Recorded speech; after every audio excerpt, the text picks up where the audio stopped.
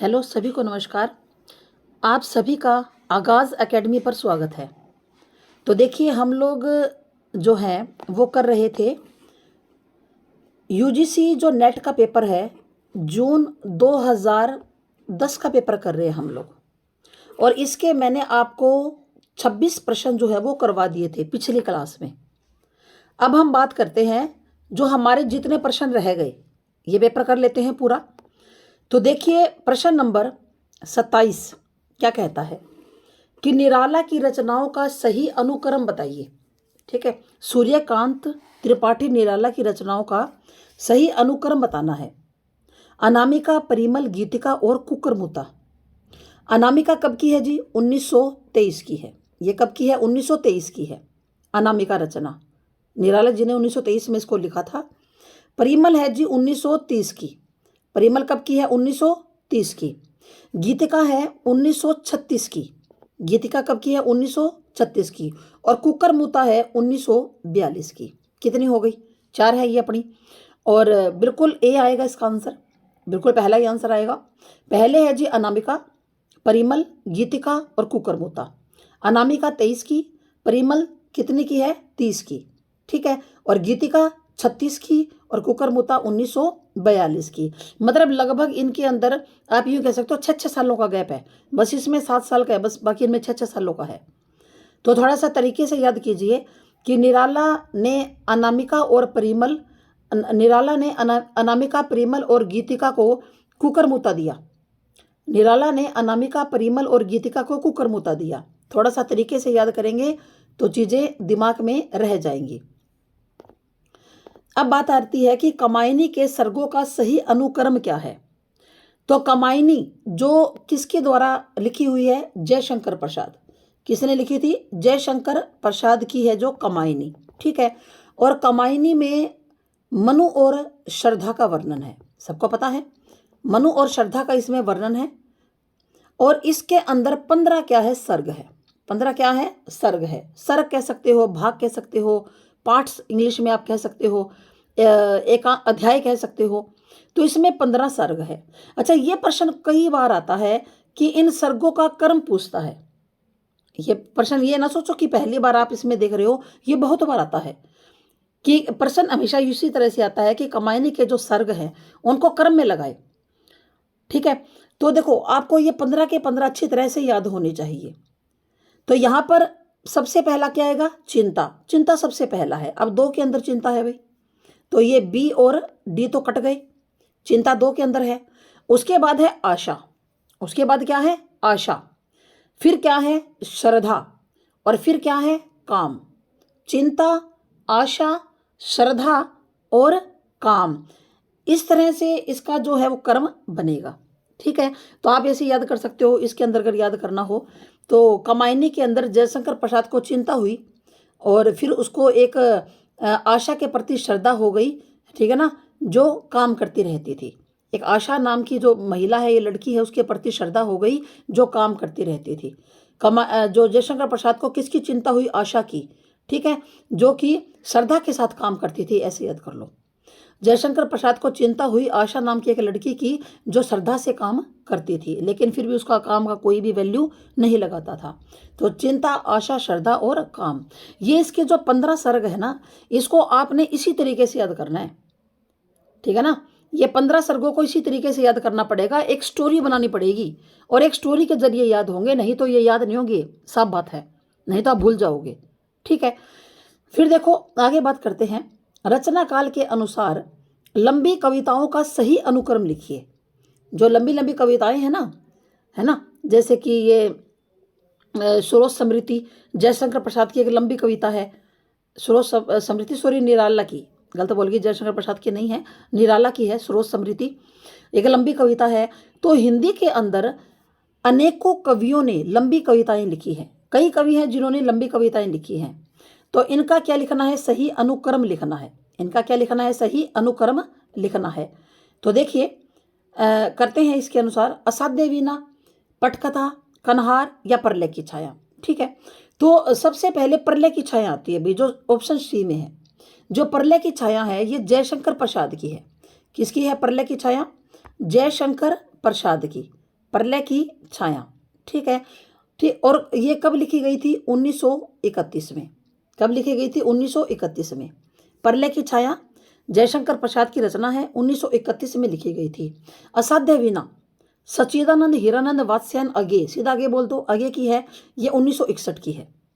असाध्य वीणा याद होगा ना, आपने पढ़ी हुई होगी कि एक वीणा होती है, उसको कोई नहीं साध सकता, लेकिन एक बंदा आता है वो उसको उसमें बजाता है उसको। असाध्य वीणा 1961 की है, अगे की है। पटकथा 1972 की है। पटकथा कब की है? और 1972 की है। और ये कन्हार का मुझे नहीं मिला भाई, कन्हार का नहीं मिला, ये किसकी है? और इसको मतलब ये नहीं मिला, और इसको आप छोड़ ही दो, कन्हार। तो इसका मुझको मतलब कन्फर्म नहीं है, मतलब यूं तो ध्यान में है कि किसकी हो सकती है, पर कन्फर्म नहीं है। तो बगैर कन्फर्म कोई बात बतानी नहीं चाहिए, इसको छोड़ो एक बार। तो देखो, प्रलय की छाया जयशंकर प्रसाद की है और 1931 की ये रचना है।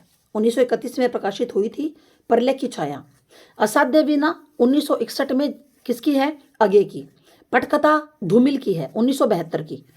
पटकथा, अच्छा पटकथा, हाँ लिख रखा 1972 की, धूमिल की है, ठीक है।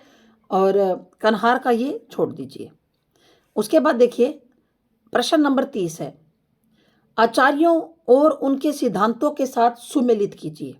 जो आचार्य हैं उनके सिद्धांतों के अनुसार क्या करना है? सुमेलित करना है। तो यहां पर देखिए, जो भट्ट लोलट है ये उत्पत्तिवाद से संबंधित है, ठीक है। अभिनव गुप्त उत्पत्तिवाद से है, ठीक है। और भट्टनायक और शंकुक, शंकुक अनुमतिवाद से है ना, ये है बी का। अच्छा, इनको दो को देख लेते हैं एक बार। भट्ट लोलट उत्पत्तिवाद, भट्ट लोलट उत्पत्तिवाद, और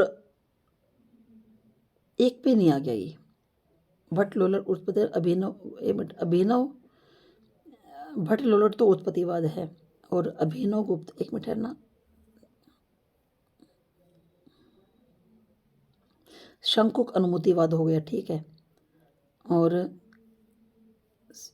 विमुक्तिवाद, भट्टनायक मुक्तिवाद, ठीक। चलो जी, अब करते हैं। भट्ट लोलट क्या हो गया? उत्पत्तिवाद। तो ए का 2 किस में है? ये देखो डी में है, ठीक है। फिर देखो उसके बाद शंकु क्या है? अनुमतिवाद। शंकु क्या है? अनुमतिवाद है। भट्टनायक क्या है? मुक्तिवाद है। और अभिनव गुप्त अभिव्यक्तिवाद है, ठीक है। समझ में आया? इस तरह से इनका कर्म बनेगा, ठीक। फिर देखिए अगला हमारा जो प्रश्न है, निम्नलिखित ग्रंथकार और उनके ग्रंथों को सुमेलित कीजिए। जो ग्रंथकार है और उनके ग्रंथों को हमने क्या करना है? सुमेलित करना है यहां पर। तो देखिए कैसे, ये लो जी। अब देखो, इलियट, इलियट का इनमें से कौन सा ग्रंथ है? इलियट की है जी द वेस्टलैंड। इलियट की कौन सी है? दी वेस्टलैंड, ठीक है। और उसके बाद वर्ड्सवर्थ, वर्ड्सवर्थ का है लिरिकल बैलेड्स, ठीक है।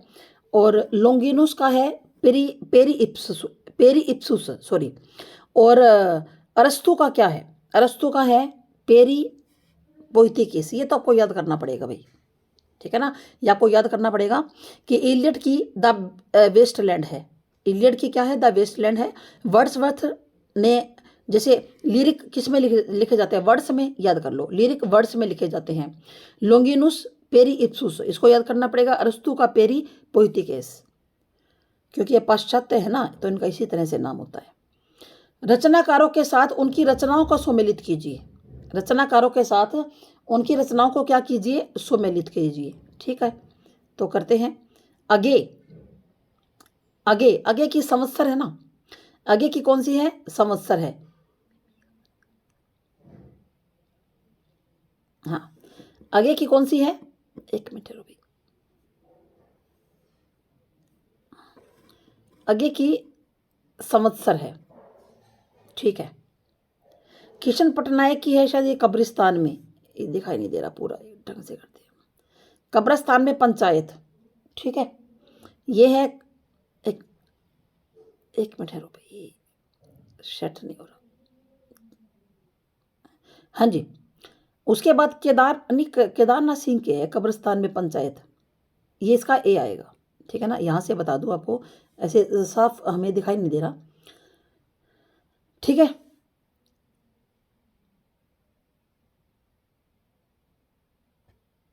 ये लो जी,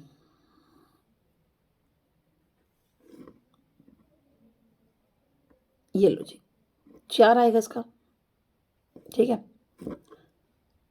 और किशन पटनायक की है विकल्प, हाँ ये विकल्पहीन नहीं है दुनिया। ठीक है, उसके बाद केदारनाथ सिंह की है कब्रिस्तान वाली।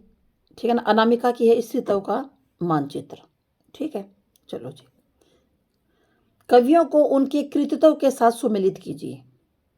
जो कवि हैं उनको उनके कृतियों के साथ क्या कीजिए, सुमेलित कीजिए। ठीक है, तो देखिए भाई, दिखाई दे रहा है ना, ये लो जी।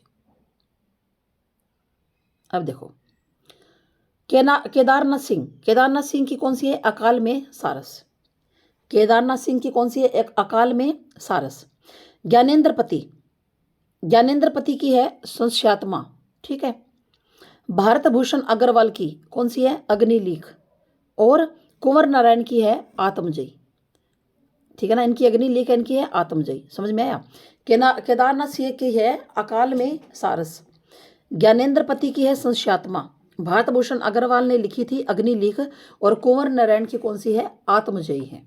ठीक है, फिर देखिए अगला करते हैं इसके अंदर प्रश्न नंबर आगे जी हम लोग 34।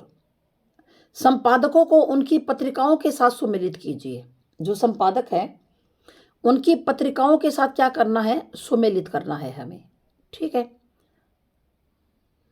ठीक है, देखिए अखिलेश तद्भव, अखिलेश की कौन सी है, तद्भव। और राजेंद्र कुमार की है वर्तमान साहित्य, ये आएगा ना। तो पहले का 3 किस में है, देखो ये राजी, डी आएगा ऑप्शन।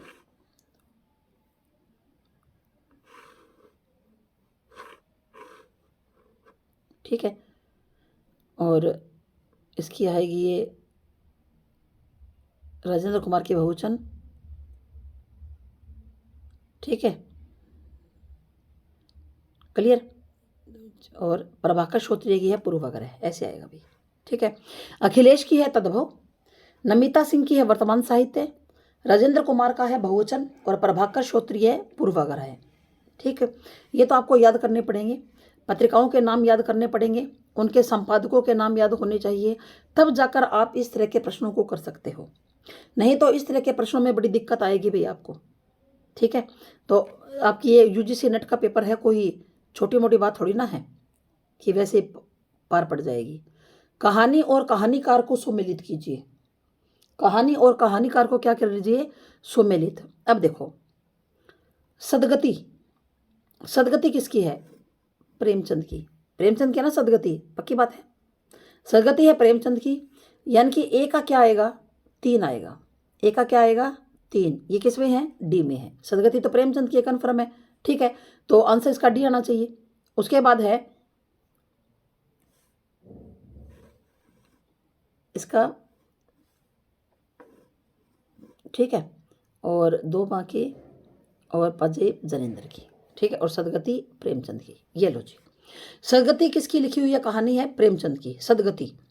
और प्रसाद जयशंकर प्रसाद की है बिसाती, भगवती चरण वर्मा ने लिखी थी 2 बांके, और जनेंद्र की है पाजेब।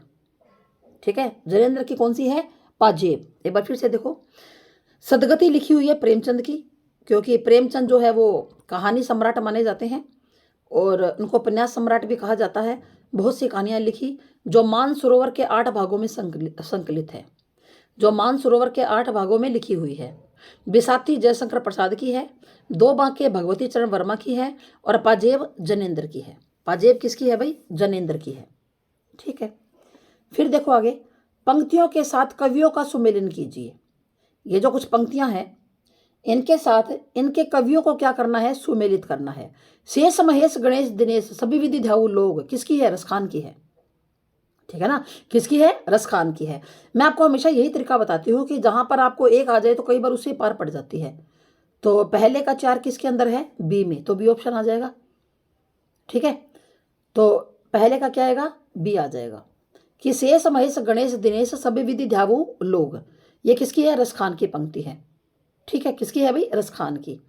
उसके बाद मन लेत पर दैत छटाक नहीं, घनानंद की है। कहते हैं मन तो ले लेते हैं पर देते छटाक नहीं, घनानंद की है। जैसे उड़ी जहाज को पंछी फिर जहाज पे आवे, है ना। ये सुनिए है ना कि मेरा मन अनंत कहाँ सुख पावे, तुलसीदास की पंक्ति है।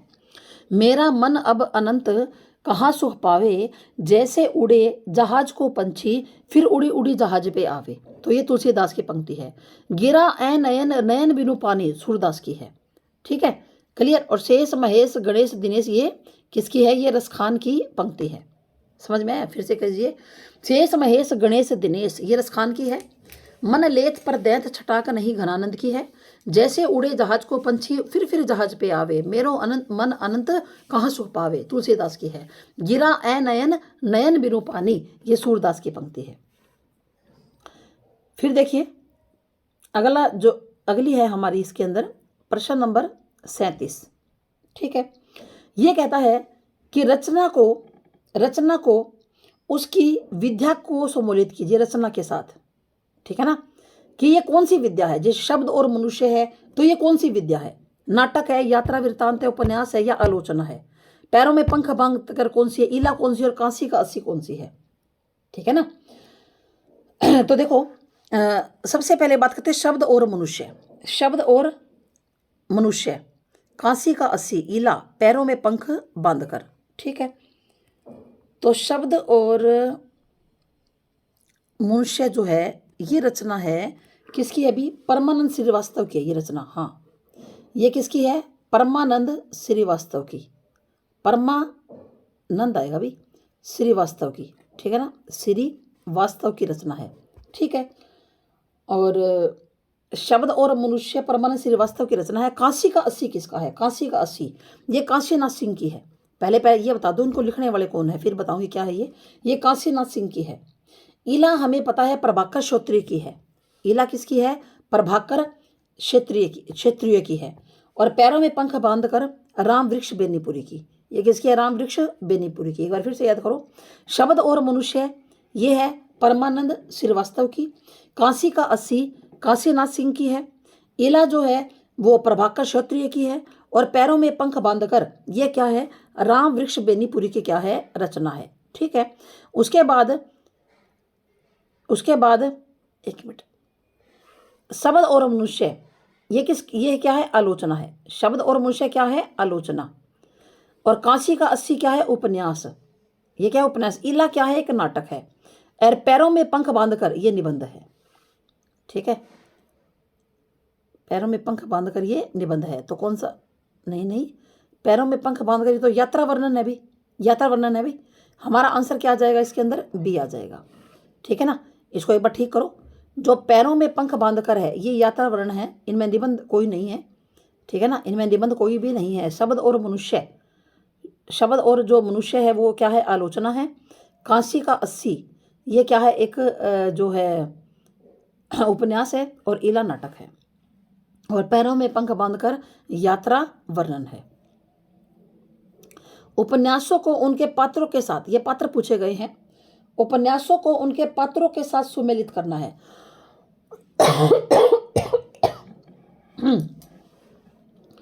तो देखिए रंगभूमि किसका है? प्रेमचंद का।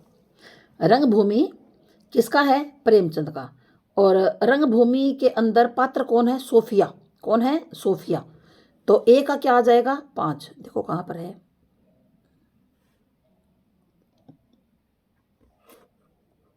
ये राजी, ए का 5 सोफिया।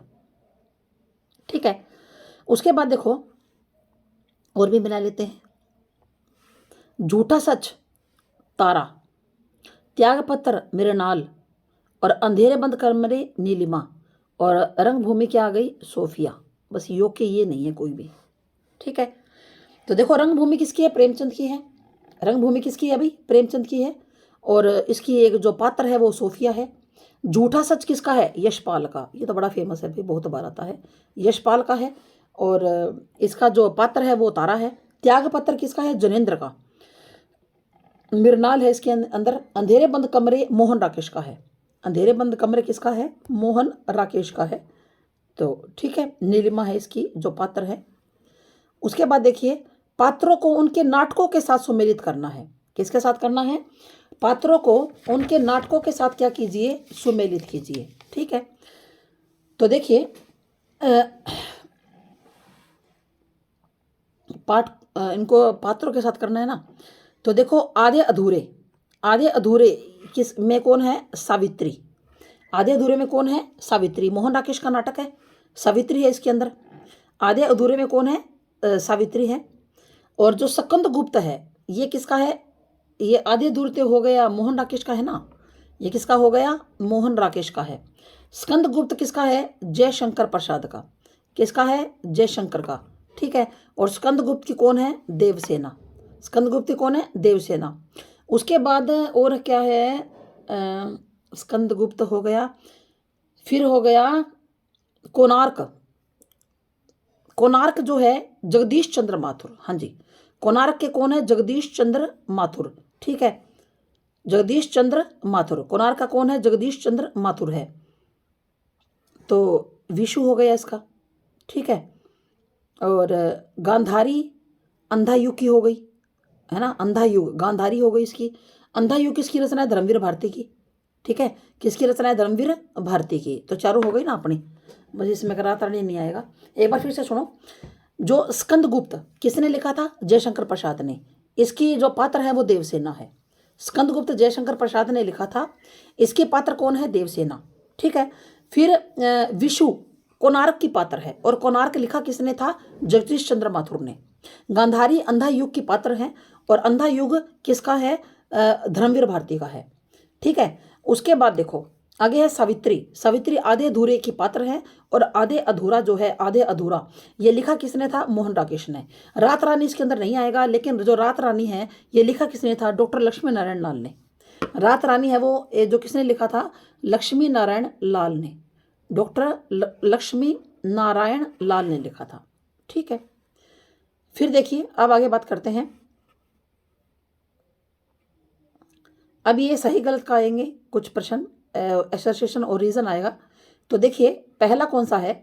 सही शब्द वे ही हैं जो उनके बीच के अंतराल का सबसे अधिक उपयोग करें। बिल्कुल सही। ठीक है, ये बात तो कि सही शब्द तो वही होते हैं जो बीच के अंतराल का क्या करे? सबसे अधिक प्रयोग करे। अंतराल के उस मौन के द्वारा भी अर्थवत्ता का पूरा ऐश्वर्य संप्रेषित कर सके। बिल्कुल, ये तो दोनों ठीक है भाई। ठीक है ना, कि जो अंतराल, जो शब्दों के बीच में अंतराल आ गया, उनके उस मौन, उनके अंदर एक मौन होता है, उसके द्वारा भी अर्थ को पूरा बता सके। तो दोनों सही हैं। ए और बी जो हैं, ए और आर दोनों सही हैं। भरत मुनि ने अद्भुत को दिव्य और आनंद बताया। बिल्कुल बताया, सही है ये तो। भरत मुनि ने अद्भुत को दिव्य और आनंदज बताया। बिल्कुल सही। आनंद को जय का मतलब पैदा करने वाला। ठीक है ना, अद्भुत को दिव्य और आनंदज बताया। उनकी दृष्टि अलंकारों तक गई थी।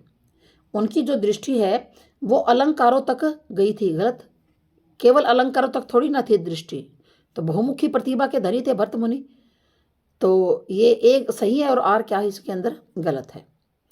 गुण मुख्य रूप से रस के धर्म हैं। गुण मुख्य रूप से रस के धर्म है। बिल्कुल ठीक है, रस के धर्म ही है गुण तो। इन्हें गौण रूप से शब्दार्थ के भी धर्म नहीं माना जा सकता। गलत, गलत है। शब्दार्थ के भी तो धर्म होते हैं, गौण रूप से शब्दार्थ के भी धर्म होते हैं। तो ये हो गया अपना, एक तो सही है और दूसरा क्या है? गलत है। ठीक है, उसके बाद देखो, कवियों और दार्शनिकों की दृष्टि में विषव भाव में है। ठीक है ना, विषव क्या है? भाव में। बिल्कुल, जो कवि होते हैं, दार्शनिक होते हैं, उनकी दृष्टि में ये विषव है ना, ये भावों की प्रधानता है यहाँ पर। बिल्कुल है। इसी कारण जीवन की ठोस वास्तविकताओं से पलायन की वृत्ति पनपी है। क्यों भाई? मतलब छोड़ के निकल जाओ सब कुछ, यही मतलब है। छोड़ के सब कुछ निकल जाओ, गलत है। क्या कहते हैं? विषव तो भाव में है ही, विषव के अंदर भावनाओं का स्थान है। लेकिन क्या इसके लिए जो ठोस वास्तविकता है, रियलिटी है, क्या उसे हम लोग छोड़ के निकल जाए, पलायन कर जाए? तो ये तो गलत बात है भाई। तो ये गलत हो गया। उसके बाद देखो अगला हमारा है, कि प्रेम जब व्यष्टि सौंदर्य से ऊपर उठता है, व्यष्टि मतलब बहुत बड़ा व्यापक, समष्टि होता है छोटा, तब वह आध्यात्मिक बनता है। ठीक है, तो ये तो बात तो सही है कि प्रेम जब व्यष्टि सौंदर्य से ऊपर उठता है तो आध्यात्मिक बनता है, बिल्कुल। क्योंकि प्रेम आध्यात्मिक होता है। क्यों प्रेम आध्यात्मिक क्यों होता है? प्रेम तो शारीरिक भी होता है, मानसिक भी होता है, प्रेम तो हर तरह का होता है। तो ये हमारा क्या हो गया? गलत हो गया। ठीक है, तो ए सही और आर गलत है। ठीक है, उसके बाद देखिए, काव्य का सत्य असाधारण होता है। काव्य का सत्य असाधारण होता है, बिल्कुल सही बात है। असाधारण होता है, कोई साधारण बात थोड़ी ना है, क्योंकि वह सामान्य सत्य से मिलता है। गलत, सामान्य सत्य से नहीं मिलता काव्य का सत्य। ठीक है ना, ए सही और आर गलत है, डी आएगा। वह सामान्य सत्य से, कॉमन सत्य से थोड़ी ना मिलता है। काव्य का सत्य तो असाधारण चीज है। अब कहते हैं कि ध्यान से पढ़ना है इसको। भाषा पर कबीर का जबरदस्त अधिकार था। वाणी के क्या थे? डिक्टेटर। जिस बात को उन्होंने जिस रूप में प्रकट करना चाहा, उसे उसी रूप में भाषा से कहलवा लिया। बन गया तो सीधे सीधे, नहीं तो दरेरा। दरेरा का मतलब होता है कि दबाव देकर। भाषा कबीर के सामने लाचार नजर आती है।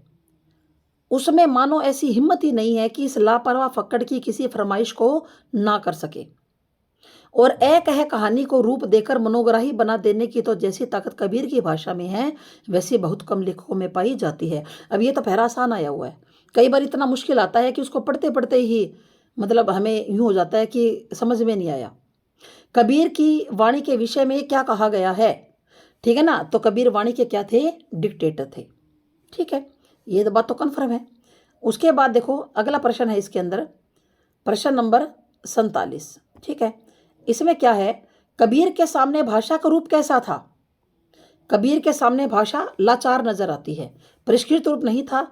भाषा पे उनका नियंत्रण नहीं है। क्यों नहीं है? गलत हो गया।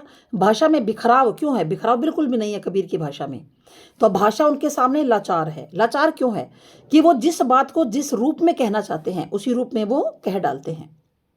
कबीर की भाषा में कैसी हिम्मत नहीं है कि वह आशय को व्यक्त न कर सके, कि इस फक्कड़ की फरमाइश को ना ही कर सके। ये आएगा कि इस फक्कड़ की फरमाइश को ना कर सके, इतनी हिम्मत नहीं है भाषा के अंदर।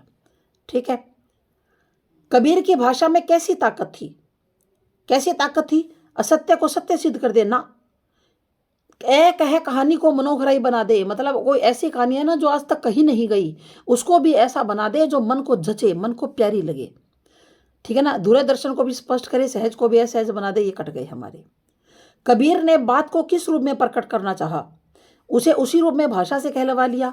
उसी रूप में भाषा से प्रकट नहीं कर सकते। नहीं, क्यों नहीं कर सकते? ये तो कट गया। परोक्ष रूप से व्यक्त कर देते थे, अधिक दुरह बना देते थे, बिल्कुल नहीं। तो इसका आंसर क्या आ जाएगा? उसे उसी रूप में भाषा से कहलवा लिया। ठीक है, तो हमारा जो ये पेपर है जून 2010 का, ठीक है ना, ये हमने कर लिए। 2010 के अंदर जो 2 पेपर हुए थे, दिसंबर और जून, हमने दोनों कर लिए भाई।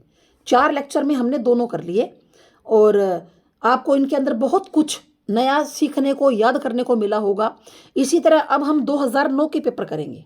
ठीक है, तो जितने प्रीवियस ईयर पेपर निकालोगे उतना ही आपके लिए फायदेमंद रहेगी बात। क्लियर? तो चलिए, थैंक यू आप सभी का, धन्यवाद। फिर मिलते हैं एक नई जो है पेपर के साथ। तो आप सभी का धन्यवाद। जय हिंद, जय भारत।